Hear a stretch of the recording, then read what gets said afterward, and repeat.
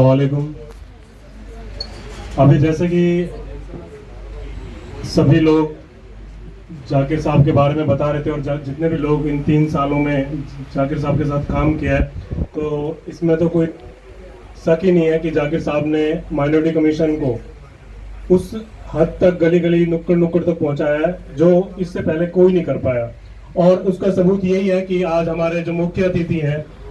जो हमारे राष्ट्रीय माइनॉरिटी कमीशन के जो चेयरमैन हैं, आज वो हमारे बीच में है। ऐसा कभी पहले पीछे कभी हुआ नहीं। और इनका जो दर्द है जाकिर साहब का, सभी जो हमारे माइनॉरिटी के जितने भी धर्म के लोग हैं उनके लिए, जैसे मैं छतरपुर विधानसभा से आता हूं और उस तरफ में हमारे जो क्रिश्चियन के बहुत सारे मसले थे, उसमें जाकिर साहब वहाँ बिल्कुल भाटी माइंस, अगर किसी ने देखा हो, शायद ना देखा हो, वो हरियाणा का लास्ट गांव है, वहां जाके बहुत सारी ऐसी समस्याएं थी जो इन्होंने सॉल्व की। तो कहने का मकसद सिर्फ ये था कि माइनॉरिटी कमीशन इससे पहले भी था, मगर जो जागरूक करने का जो एक काम होता है, आज जैसे हम इसके मेंबर हैं, अभी हमारे जैसे सिंह साहब, जो बिंद्रा साहब हैं, वो भी बहुत मेहनत की उन्होंने जाकिर साहब के साथ लगकर। तो ऐसे जो हमारा आप लोगों का जो काम था कि हम माइनॉरिटी कमीशन की जो स्कीमें थी, जिस तरीके से सरकारों की तरफ से जो हमें फैसिलिटी मिलती थी, वो हम और आप लोगों की ही जिम्मेवारी बनती थी कि हम उसको सही तरीके से उनको जमीन पे उतारें, लोगों को समझाएं, हम बताएं कि दिल्ली सरकार की तरफ से हमें क्या क्या मिल रहा है। आज हमारे लिए बहुत खुशी का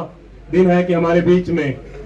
इकबाल साहब हमारे बीच में आए। हम इनकी दिल की गहराइयों से स्वागत करते हैं और शुक्रिया करते हैं हम अपने जाकिर साहब का कि उन्होंने राष्ट्रीय